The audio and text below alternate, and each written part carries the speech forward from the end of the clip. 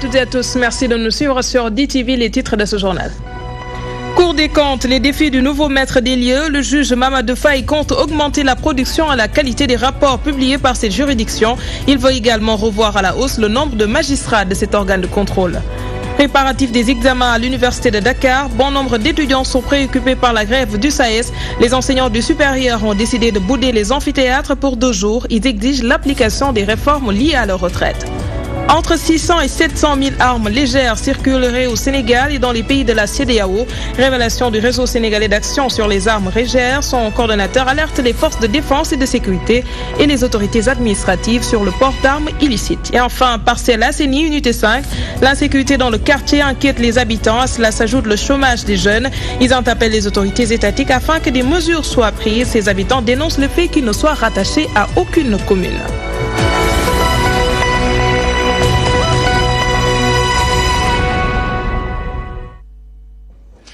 La Cour des comptes a un nouveau président. Il s'agit du juge Mamadou Faye, à peine installé dans ses nouvelles fonctions. Le nouveau président se fixe comme objectif la production de rapports, leur publication à bonne date, l'érection d'un siège de la Cour des comptes et le recrutement du personnel. De nombreux défis attendent le nouveau maître des lieux. La cérémonie d'installation s'est déroulée ce lundi à la Cour suprême. C'était en présence de Code Ndiaye.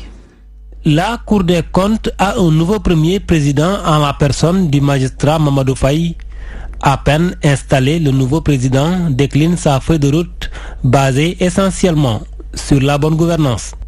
Le nombre de rapports produits par la Cour doit être augmenté. Mais aussi, il faudrait qu'on améliore la qualité des rapports. Sans compter la production des rapports à bonne date. Parce qu'il ne sert absolument à rien d'attendre des années pour sortir des rapports qui datent de 4 ans, 5 ans, 6 ans. Voilà le premier défi. Le deuxième défi, nous ne sommes que 21 magistrats qui doivent juger. Imaginez des centaines et des centaines de comptables publics qui doivent faire le rapport sur l'exécution de la loi de finances pour le contrôle du budget à travers la loi de règlement et la déclaration générale de conformité. C'est intenable. Donc il va falloir que nous recrutions non seulement des magistrats, mais aussi des assistants de vérification. Alors, troisième défi, naturellement, il nous faut un siège fonctionnel. Nous sommes éclatés dans 3 sites différents. À l'immeuble Faisal où je me trouve, aux Almadies où se trouve le siège et au point E où se trouve la chambre des entreprises publiques. La problématique du budget préoccupe également le nouveau patron de la Cour des comptes. Le budget de la Cour, vraiment nous ne nous lamentons pas, ça nous le disons. Mais seulement, ce que nous déplorons, c'est que la Cour puisse faire l'objet d'une régulation budgétaire. Ce que vous appelez les ponctions budgétaires. J'ai dit que cela pourrait affecter non seulement les performances de la Cour, mais l'indépendance de la Cour.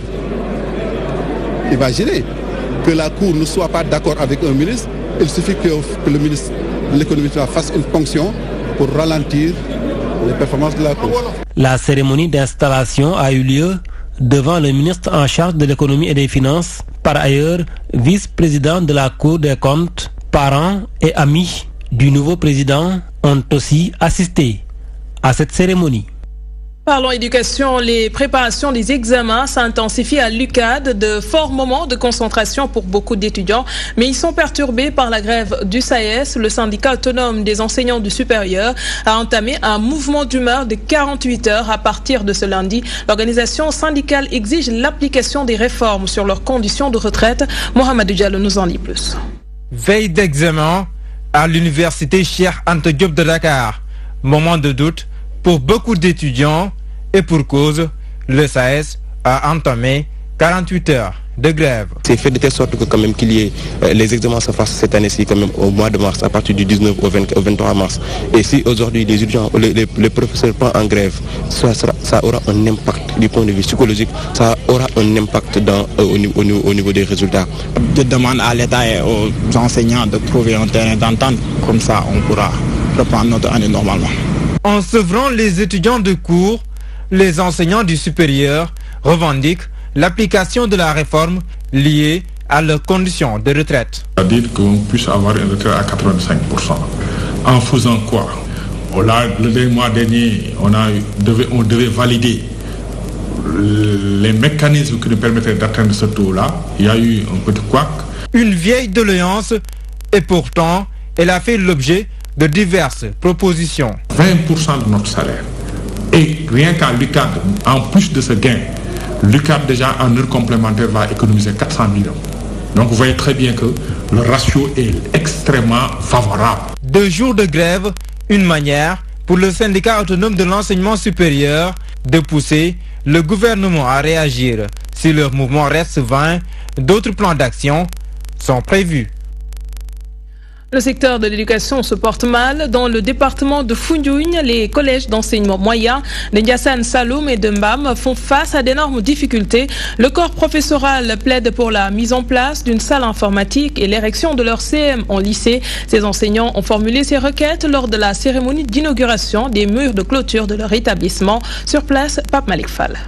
Le corps enseignant de l'école élémentaire de Ndiassane Saloum souhaite l'érection d'un bloc administratif et d'une salle informatique au sein de son établissement. Ces éducateurs ont profité de la présence du président du conseil départemental de Foundiougne pour étaler leur chapelet de doléances. Comme nous sommes aussi dans le monde des intiques, nous avons besoin aussi d'une salle informatique. À chaque fois, quand nous avons des correspondances à faire entre le CM et, n'est-ce pas, l'IF, il y a toujours besoin de se connecter, n'est-ce pas, de recevoir des SMS et ensuite d'envoyer à temps. Située à 3 km de Foundiougne, la commune de Mbam ne dispose toujours pas de lycée. Leur brevet en poche, les élèves sont obligés de se rendre à Foundiougne pour poursuivre leurs études. Une situation qui irrite profondément la population. Avec le fort taux de pourcentage que nous obtenons à l'issue des examens du BFM, la moitié presque de nos élèves de 3e se déplacent pour le lycée de Foundiougne.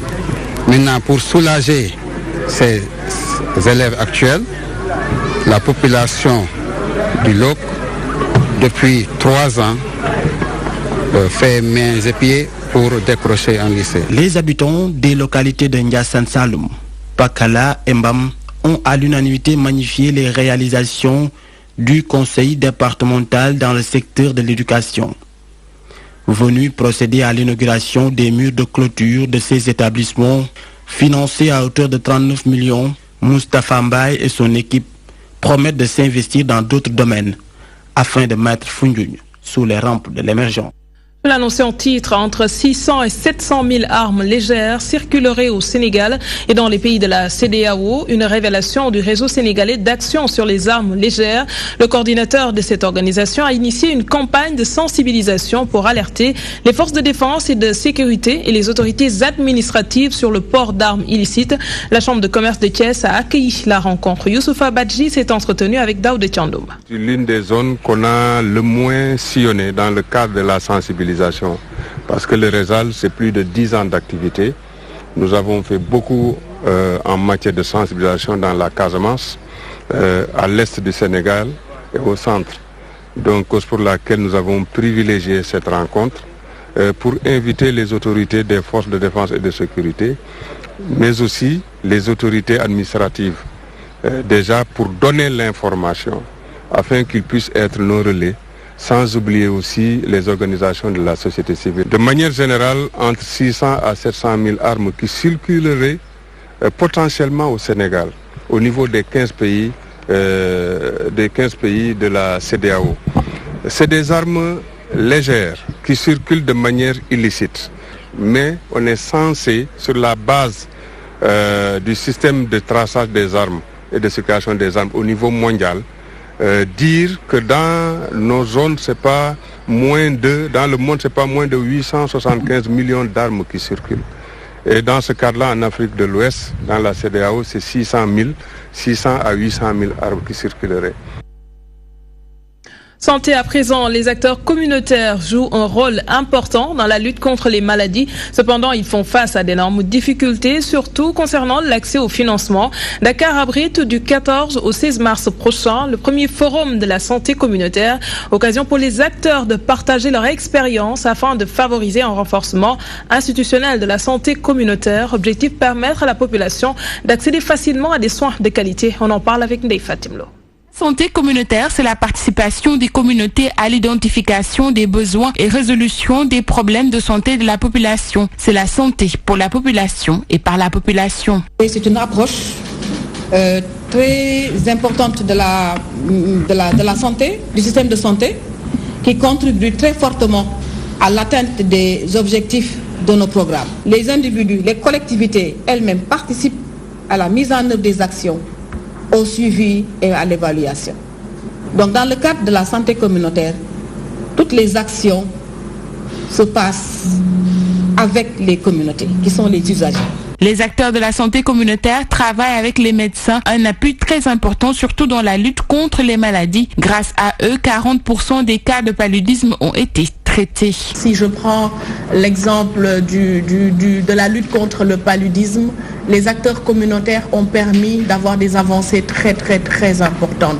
Et je pense qu'on a un slogan qui dit que ce sont les techniciens qui soignent, mais les communautés qui combattent. C'est des personnes qui travaillent en étroite collaboration avec les infirmiers chefs de poste, avec les districts sanitaires qui les supervisent de manière régulière. À compter du 14 au 16 mars 2018, se tient au Sénégal le premier forum sur la santé communautaire, un événement qui s'inscrit dans la dynamique d'institutionnaliser celle-ci. Les acteurs plaident pour un accroissement des financements. Faire le plaidoyer pour accroître le financement local.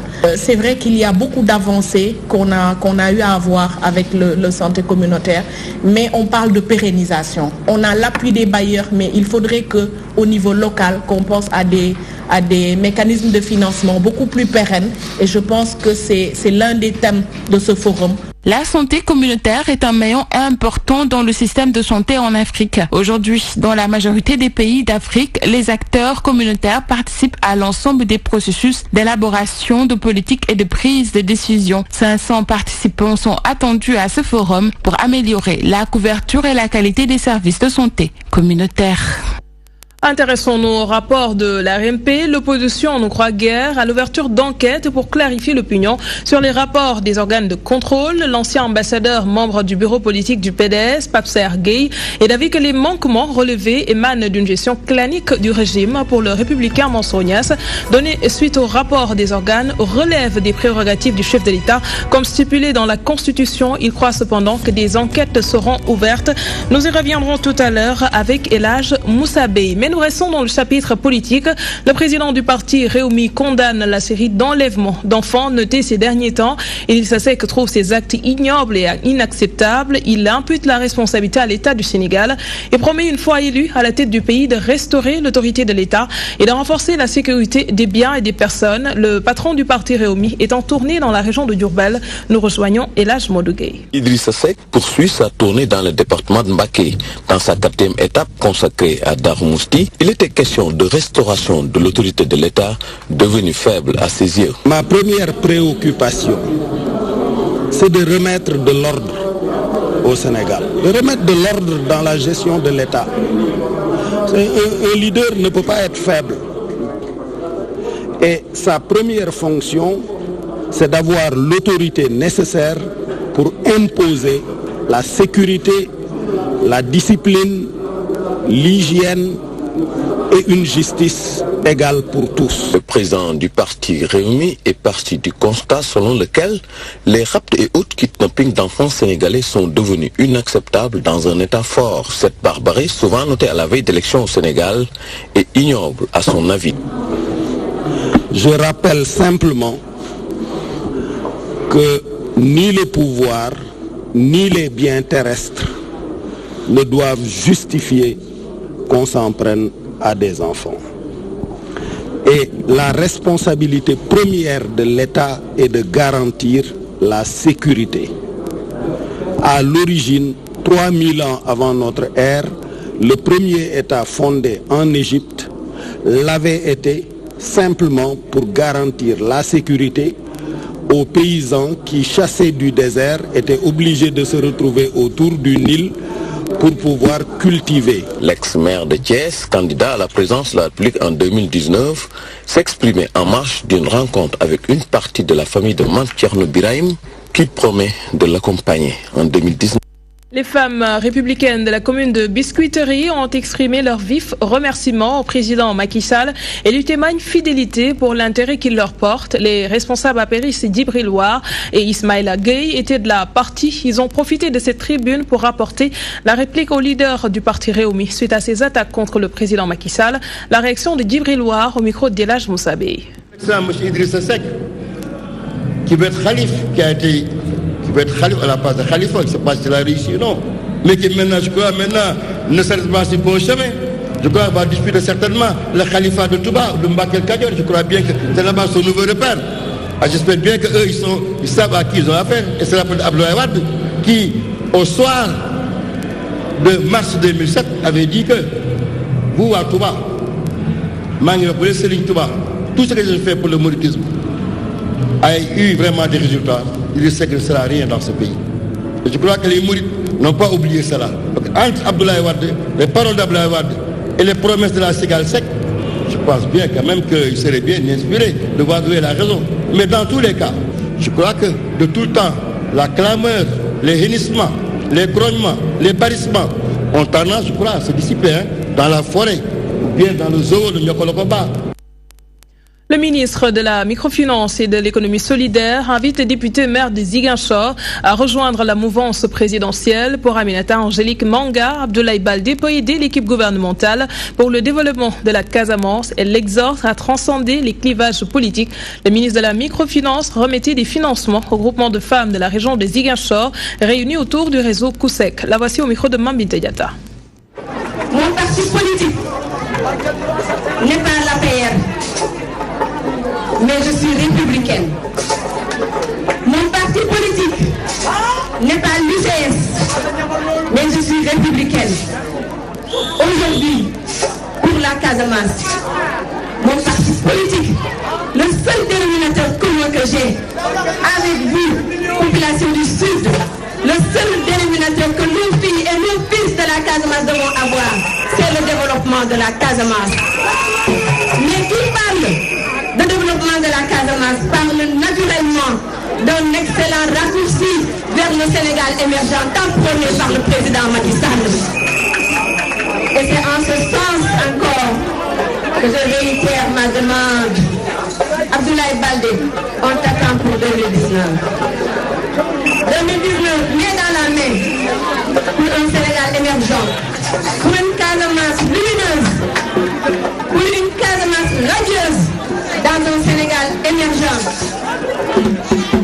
dirigé par le président Macky Sall, représenté aujourd'hui, au-delà de tous ses ministres, de tous ses honorables députés, de tous ses conseillers, de tous ses présidents de conseil d'administration, de tous ses directeurs généraux, par l'administration territoriale qui fait un excellent travail. Monsieur le gouverneur, monsieur le préfet, mes hommages, merci de votre présence. Autonomisation des femmes, le mouvement Agir avec Macky pour le développement de Mbour vient d'octroyer aux femmes de la Petite Côte 15 millions de francs CFA. Elles ont pu également bénéficier d'une formation sur les transformations en fruits et légumes. Selon les responsables du mouvement Andem, la finalité de lutter contre la pauvreté de cette couche de la population. Nous retrouvons Mamadou Diop.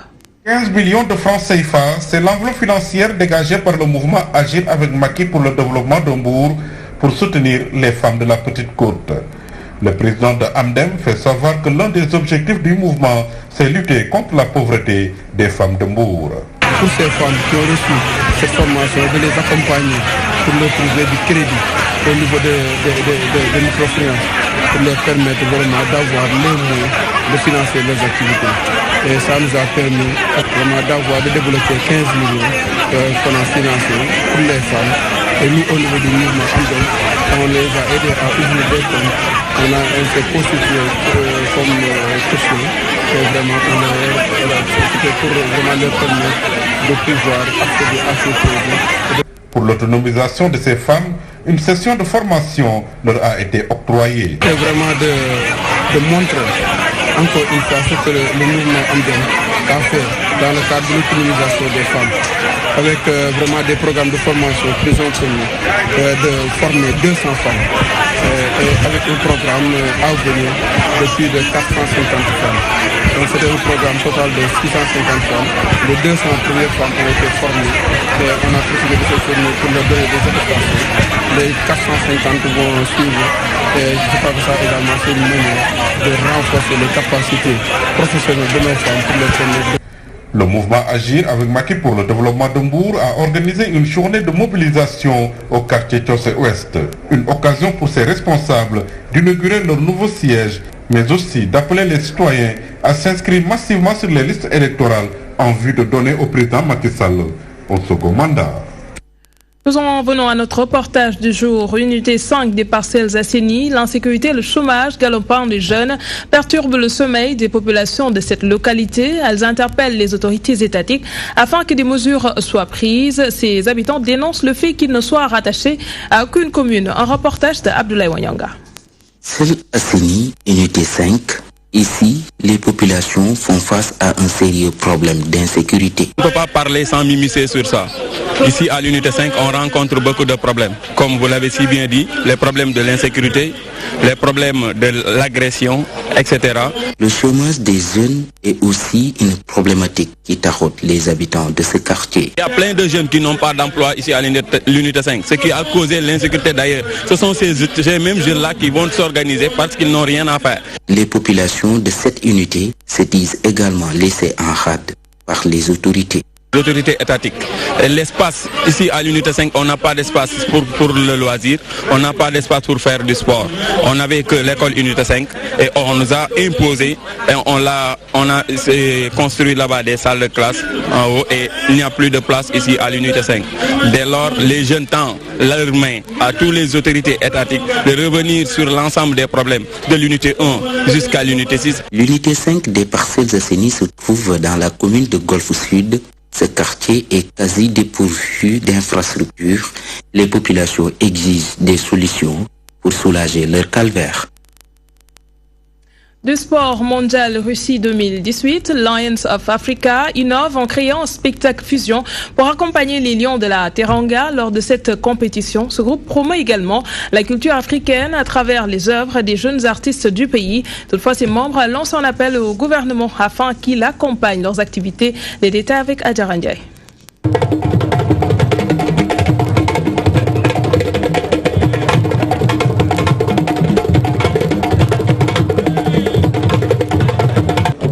Voir la culture africaine, particulièrement sénégalaise dans le monde, une ambition que se fixe Lions of Africa. Le réveil des lions est ainsi un spectacle fusion dédié aux lions du Sénégal qui vont défendre les couleurs nationales lors de la Coupe du Monde 2018. Pour encourager, exalter, galvaniser les lions de la Teranga à porter plus haut le drapeau du Sénégal à travers le monde. Et Laye Ananas l'a dit, il n'y a que le sport et la culture qui promeuvent la destination Sénégal. Et donc c'est normal, c'est pour la première fois d'ailleurs une compagnie de danse, une chorégraphie qui accompagne les lions. Financé par l'État de Norvège, l'initiateur de ce groupe culturel exhorte l'État du Sénégal à accompagner cette œuvre. Lions of Africa, accompagné ou non par l'État du Sénégal, Lions of Africa de Laye Ananas va prendre des initiatives, va créer des programmes, va initier des spectacles. Si l'État le soutient, il le fait. Si l'État ne le soutient pas, il le fait. Et je pense que l'État va le soutenir parce que Laye Ananas est en train d'innover. Créé depuis 1999, Lions of Africa travaille avec 65 artistes sénégalais pour améliorer les conditions de travail des jeunes artistes. Il compte ainsi accompagner le football à travers des spectacles. Vous pourrez suivre dans nos prochaines éditions l'élément de Moussa Bey qui revient sur le rapport de l'ARMP avec la réaction de la classe politique. C'était tout pour ce soir. Merci de nous avoir suivis. Merci à l'équipe technique à 20h30 BBC Afrique. Excellente soirée à toutes et à tous.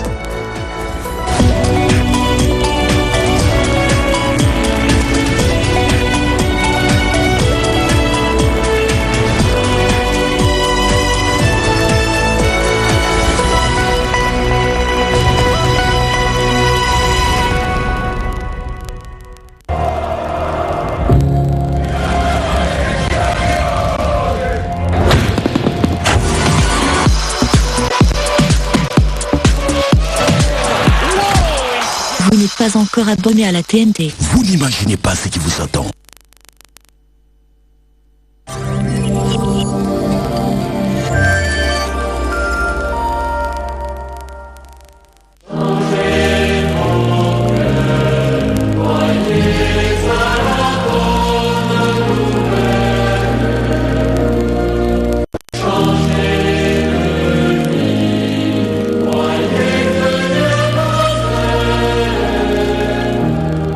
Au nom du Père et du Fils et du Saint-Esprit. Amen. Que Dieu notre Père et Jésus-Christ notre Seigneur vous donnent la grâce et la paix. Béni soit Dieu maintenant et toujours. Jésus tombe une troisième fois. L'impétuosité des soldats envers le Christ, le cri des railleurs, les moqueries des passants, la lourdeur de la croix ont conduit le Christ au sol pour une troisième fois. Le Christ Jésus manque de force. Il retombe encore, mais il se relève et continue sa route vers le Golgotha, d'un pas assuré. Dans cette troisième chute du Christ, nous pouvons voir la communion trinitaire, le travail d'un seul Dieu, révélé en trois personnes, Père, Fils et Esprit Saint. C'est comme si les deux autres personnes de la Trinité, le Père et l'Esprit Saint, acceptent de tomber avec notre Seigneur Jésus-Christ pour le soutenir et pour le relever. Belle communion qui révèle l'amour de trois personnes d'un seul Dieu. Nous pouvons comprendre le dénuement total du Christ et son humilité sans pareil. Lui qui est Dieu et qui accepte de tomber pour la troisième fois. Frères et sœurs, c'est une joie pour nous de savoir notre Sauveur si humble et en train de bouleverser toutes les tendances du monde, qui s'élève et abaissé, qui s'abaisse et élevé. Celui qui veut être le premier sera votre serviteur.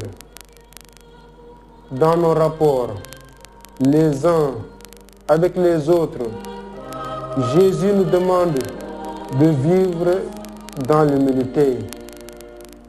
Acceptons nos chutes et offrons-les au Père, afin que lui-même, au jour qu'il aura fixé, il puisse nous relever.